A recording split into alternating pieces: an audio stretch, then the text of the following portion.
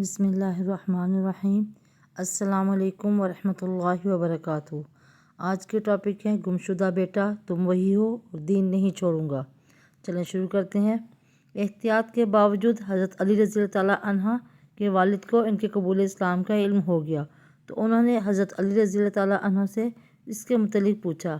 اپنے والد کا سوال سن کر حضرت علی رضی اللہ تعالیٰ عنہ نے فرمایا، ابا جان، میں اللہ اور اس کے رسول پر ایمان لا چکا ہوں اور جو کچھ اللہ کے رسول لے کر آئے ہیں اس کی تصدیق کر چکا ہوں، لہٰذا ان کے دین میں داخل ہو گیا ہوں اور ان کی پیروی اختیار کر چکا ہوں۔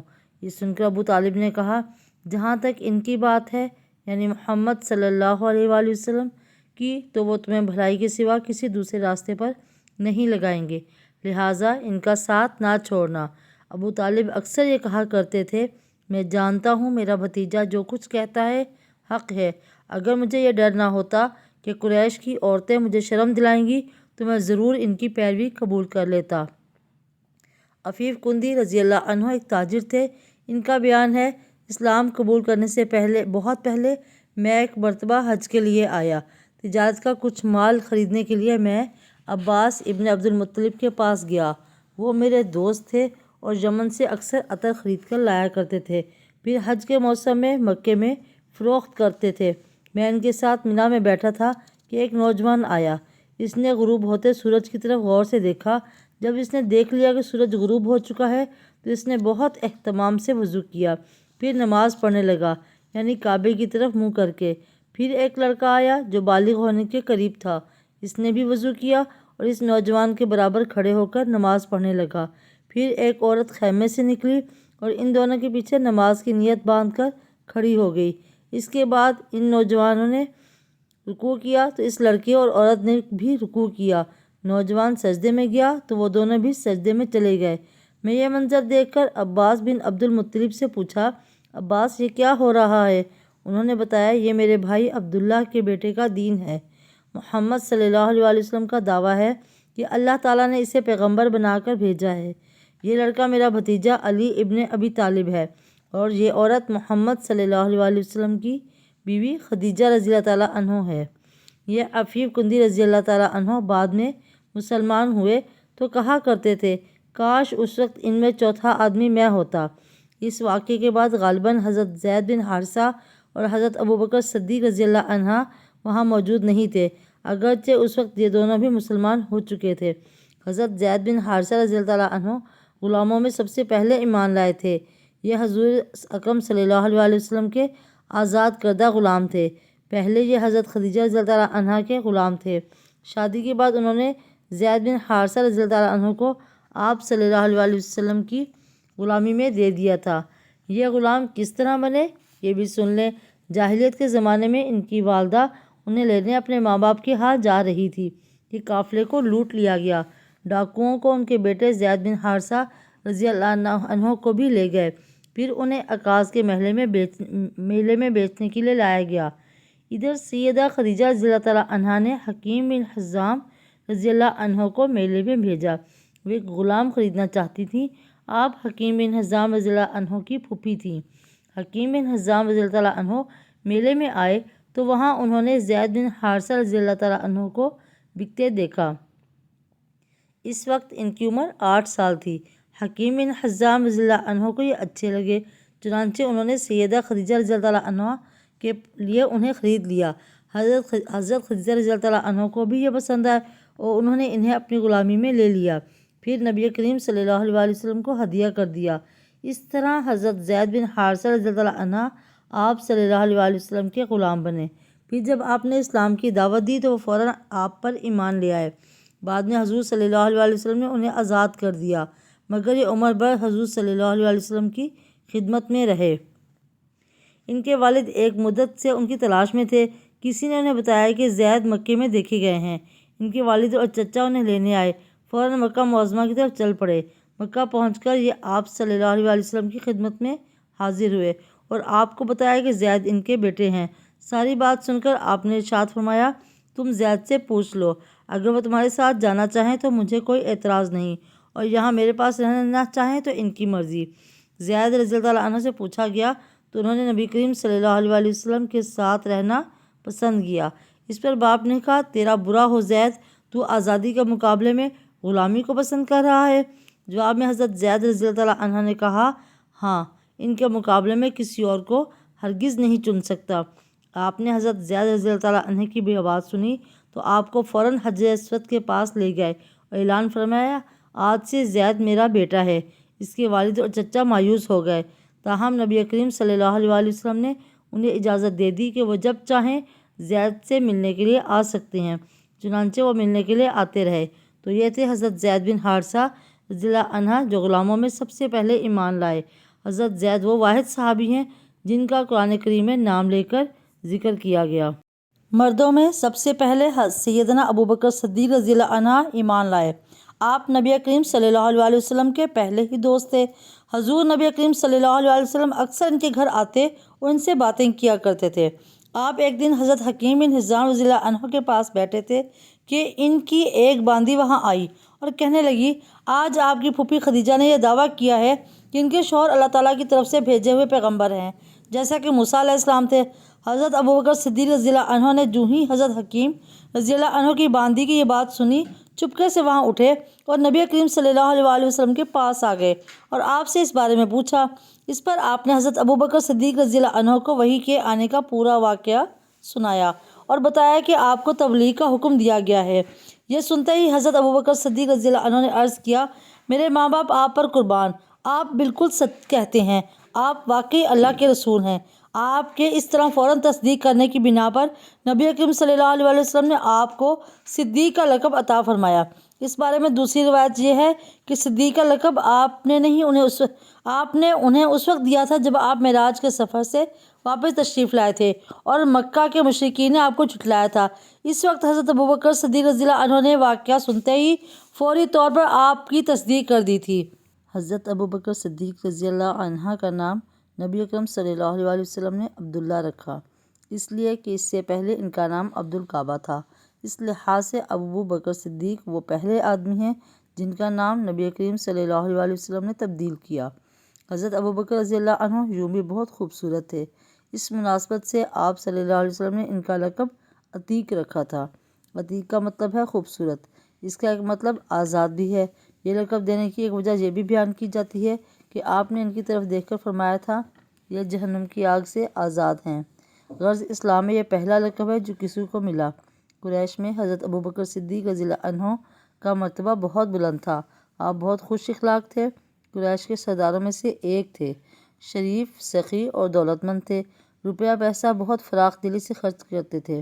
इनकी कौम के लोग उन्हें बहुत चाहते थे। लोग इनकी मजलिस में बैठना पसंद करते थे। अपने ज़माने में हज़रत अबू बकर सिद्दीक़ रज़ियल्लाहु अन्हु ख्वाब की ताबीर बताने में बहुत माहिर और मशहूर थे। चुनांचे अल्लामा इब्न सरीर रहमतुल्लाह अलैह कहते हैं, नबी अकरम सल्लल्लाहु अलैहि वसल्लम के बाद हज़रत अबू बकर सिद्दीक़ रज़ियल्लाहु अन्हु इस उम्मत के सबसे बेहतरीन ताबीर बताने वाले आलिम हैं। अल्लामा इब्न सरीर रहमतुल्लाह अलैह ख़ुद ख्वाब की ताबीर बताने में बहुत माहिर थे और इस सिलसिले में इनकी किताब भी मौजूद है। इस किताब में ख्वाबों की हैरत अंगेज़ ताबीरें दर्ज हैं। इनकी बताई हुई ताबीरें बिल्कुल दुरुस्त साबित होती हैं।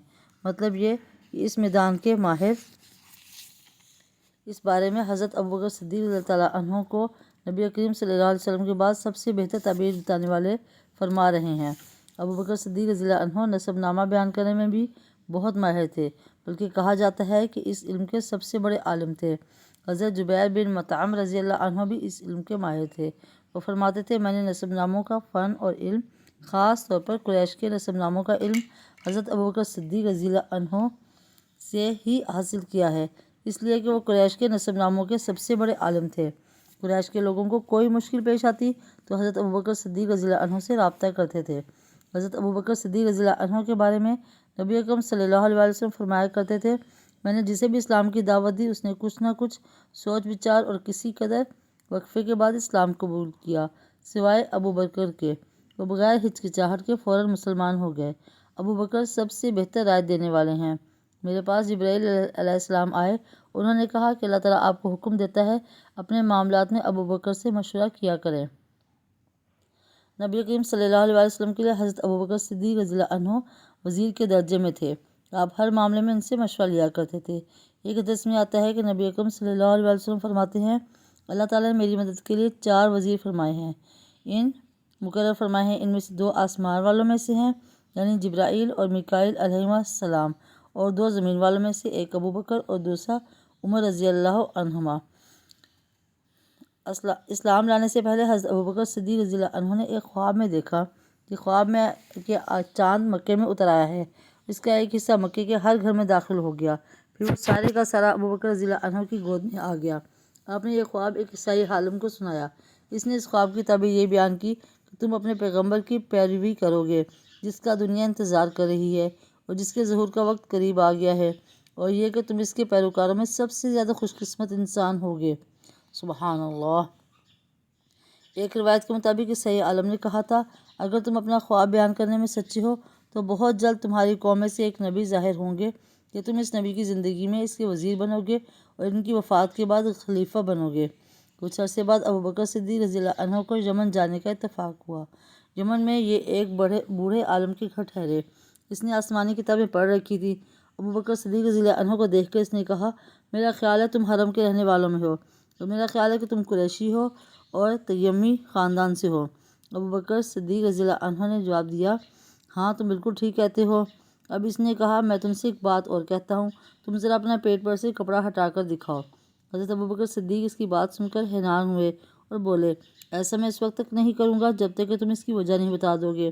اس پر اس نے کہا، میں اپنے مضبوط علم کی بنیاد پر کہتا ہوں کہ حرم کے علاقے میں ایک نبی کا ظہور ہونے والا ہے۔ ان کی مدد کرنے والا ایک نوجوان ہوگا اور ایک پختہ عمر والا ہوگا۔ جہاں تک نوجوان کا تعلق ہے وہ مشکلات میں کود جانے والا ہوگا، جہاں تک پختہ عمر کے آدمی کا تعلق ہے وہ سفید رنگ کا کمزور جسم والا ہوگا، اس کے پیٹ پر ایک بالدار نشان ہوگا، حرم کا رہنے والا تیمی خاندان کا ہوگا۔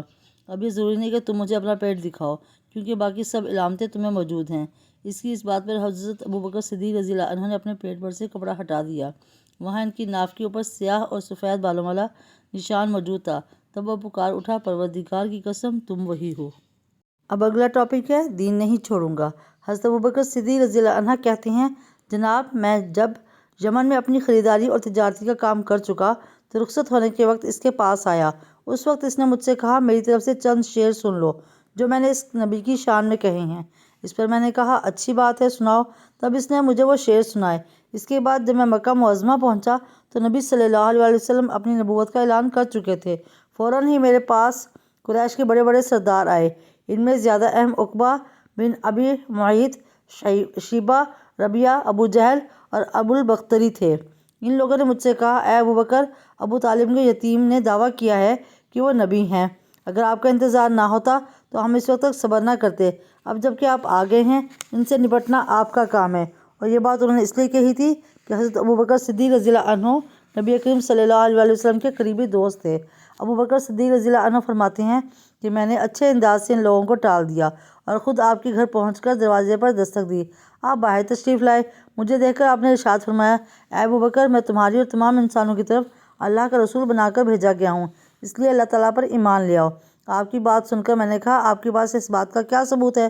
آپ نے میری بات سن کر ارشاد فرمایا، اس بوڑھے کے وہ شعر جو اس نے آپ کو سنائے تھے۔ یہ سن کر میں حیران ہو گیا اور بولا، میرے دوست، میں آپ کو ان کے بارے میں کس نے بتایا؟ آپ نے ارشاد فرمایا، اس عظیم فرشتے نے جو مجھ سے پہلے بھی تمام نبیوں کے پاس آتا رہا ہے۔ حضرت ابو بکر صدیق رضی اللہ عنہ نے عرض کیا، اپنا ہاتھ لائیے، میں گواہی دیتا ہوں کہ اللہ کے سوا کوئی معبود نہیں اور یہ کہ آپ اللہ کے رسول ہیں۔ سبحان اللہ۔ آپ میرے ایمان لانے پر بہت خوش ہوئے، مجھے سینے سے لگایا، پھر کلمہ پڑھ کر میں آپ کے پاس سے واپس آ گیا۔ مسلمان ہونے کے بعد حضرت ابو بکر صدیق نے جو سب سے پہلا کام کیا وہ تھا اسلام کی تبلیغ۔ انہوں نے اپنے جاننے والوں کو اسلام کا پیغام دیا، انہیں اللہ اور اس کے رسول کی طرف بلایا۔ سبحان اللہ۔ چنانچہ ان کی تبلیغ کے نتیجے میں حضرت عثمان بن عفان رضی اللہ عنہ مسلمان ہوئے۔ حضرت عثمان رضی اللہ تعالیٰ عنہ کے مسلمان ہونے کی خبر ان کے چچا حکم کو ہوئی تو اس نے انہیں پکڑ لیا اور کہا، اپنے باپ دادا کا دین چھوڑ کر محمد کا دین قبول کرتا ہے؟ اللہ کی قسم میں تجھے اس وقت تک نہیں چھوڑوں گا جب تک تو اس دین کو نہیں چھوڑے گا۔ اس کی بات سن کر حضرت عثمان غنی رضی اللہ عنہ نے فرمایا، اللہ کی قسم میں اس دین کو کبھی نہیں چھوڑوں گا۔ ان کے چچا نے جب ان کی پختگی اور ثابت قدمی دیکھی تو انہیں دھوئیں میں کھڑا کر کے تکالیف پہنچائیں۔ حضرت عثمان رضی اللہ عنہ ثابت قدم رہے۔ حضرت عثمان رضی اللہ عنہ کی فضیلت میں ایک حدیث میں آیا ہے کہ نبی کریم صلی اللہ علیہ وسلم نے ارشاد فرمایا، جنت میں ہر نبی کا ایک رفیق یعنی ساتھی ہوتا ہے، اور میرے ساتھی وہاں عثمان ابن عفان ہوں گے۔ سبحان اللہ۔ حضرت ابوبکر رضی اللہ عنہ نے اسلام کی تبلیغ جاری رکھی۔ آپ کی کوششوں سے حضرت عثمان رضی اللہ عنہ کے بعد حضرت زبیر بن العوام رضی اللہ عنہ بھی مسلمان ہو گئے۔ اس وقت ان کی عمر 8 سال تھی۔ اسی طرح حضرت عبد الرحمن بن عوف رضی اللہ عنہ بھی حضرت ابوبکر صدیق رضی اللہ عنہ کی کوشش سے مسلمان ہوئے۔ جاہلیت کے زمانے میں ان کا نام عبد الکعبہ تھا۔ نبی کریم صلی اللہ علیہ وسلم نے آپ کا نام عبد الرحمن رکھا۔ یہ عبد الرحمن بن عوف رضی اللہ عنہ کہتے تھے، امیہ ابن خلف میرا دوست تھا۔ ایک روز اس نے مجھ سے کہا کہ تم نے اس نام کو چھوڑ دیا جو تمہارے باپ نے رکھا تھا؟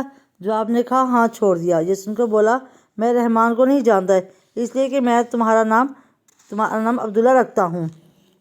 چنانچہ مشرک اس روز سے مجھے عبداللہ کہہ کر پکارنے لگے۔ حضرت عبد الرحمن بن عوف رضی اللہ عنہ اپنے اسلام لانے کا واقعہ اس طرح بیان کرتے ہیں، میں اکثر یمن جایا کرتا تھا۔ جب بھی وہاں جاتا اسکلان ابن عواقف حمیری کے مکان پر ٹھہرا کرتا تھا۔ جب بھی میں اس کے ہاں جاتا وہ مجھ سے پوچھا کرتا کیا وہ شخص تم لوگوں میں ظاہر ہو گیا جس کی شہرت اور چرچے ہیں؟ کیا تمہارے دین کے معاملے میں کس نے مخالفت کا اعلان کیا ہے؟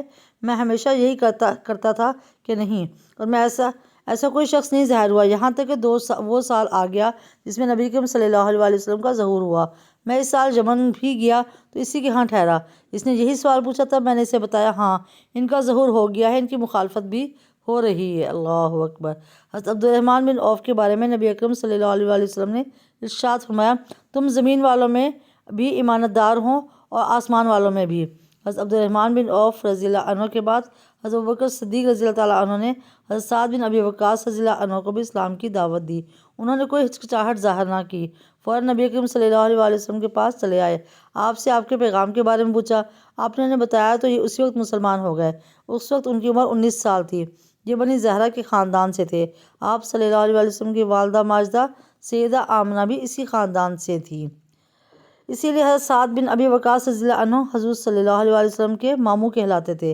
آپ نے حضرت سعد بن ابی وقاص رضی اللہ عنہ کے لیے ایک بار فرمایا یہ میرے ماموں ہیں، ہے کوئی جس کے ایسے ماموں ہوں؟ سبحان اللہ۔ حضرت سعد بن ابی وقاص رضی اللہ عنہ جب اسلام لائے، ان کی والدہ کو ان کے مسلمان ہونے کا پتہ چلا تو یہ بات انہیں بہت ناگوار گزری۔ ادھر یہ اپنی والدہ کے بہت فرما بردار تھے۔ والدہ نے ان سے کہا کیا تم یہ نہیں سمجھتے کہ اللہ تعالیٰ نے تمہیں اپنے بڑوں کی خاطرداری اور ماں باپ کے ساتھ اچھا معاملہ کرنے کا حکم دیا ہے؟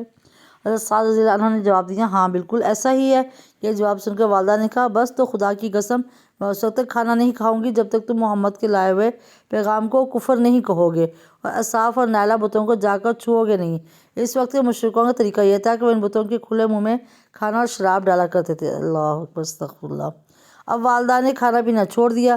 حضرت سعد رضی اللہ عنہ نے اپنی والدہ سے کہا خدا کی قسم تمہیں نہیں معلوم اگر تمہارے پاس 1000 زندگیاں ہوتیں اور وہ سب ایک ایک کر کے اس صورت سے ختم ہوتیں تب بھی میں نبی کریم صلی اللہ علیہ وسلم کے دین کو ہرگز نہ چھوڑتا۔ اس لیے اب یہ تمہاری مرضی ہے، کھاؤ یا نہ کھاؤ۔ جب ماں نے ان کی یہ مضبوطی دیکھی تو کھانا شروع کر دیا، تاہم اس نے اب ایک اور کام کیا، دروازے پر آ گئی اور چیخ چیخ کر کہنے لگی کیا مجھے ایسے مددگار نہیں مل سکتے جو سعد کے معاملے میں میری مدد کریں تاکہ میں اسے گھر میں قید کر دوں اور قید کی حالت میں یہ مر جائے یا اپنے نئے دین کو چھوڑ دے؟ حضرت سعد فرماتے ہیں میں نے یہ الفاظ سنے تو ماں سے کہا میں تمہارے گھر کا رخ بھی نہیں کروں گا۔ اس کے بعد حضرت سعد رضی اللہ عنہ کچھ دن تک گھر نہ گئے۔ والدہ تنگ آ گئی اور اس نے پیغام بھیجا تم گھر آ جاؤ، دوسروں کے مہمان بن کر ہمیں شرمندہ نہ کرو۔ چنانچہ یہ گھر چلے آئے۔ اب گھر والوں نے پیار و محبت سے سمجھانا شروع کیا۔ وہ ان کے بھائی عامر کی مثال دے کر کہتی دیکھو عامر کتنا اچھا ہے، اس نے اپنے باپ دادا کا دین نہیں چھوڑا، لیکن پھر ان کے بھائی عامر بھی مسلمان ہو گئے۔ اب تو والدہ کی غیظ و غضب کی انتہا نہ رہی۔ اللہ اکبر کبیرن والحمد للہ کثیرن وسبحان اللہ بکرۃ واسیلا۔ جزا اللہ عنا محمد صلی اللہ علیہ وآلہ وسلم ما هو اہلہ۔ اللہم اغفر امت محمد صلی اللہ علیہ وآلہ وسلم، اللہم تجاوز عن امت محمد صلی اللہ علیہ وآلہ وسلم، اللہم ارحم امت محمد صلی اللہ علیہ وآلہ وسلم۔